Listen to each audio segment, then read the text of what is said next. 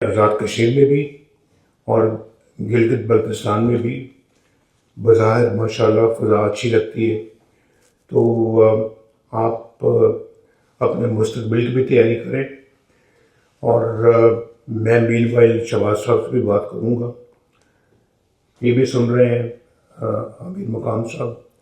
حسن اقبال بھی سن رہے ہیں، رانا ثناء اللہ بھی سن رہے ہیں،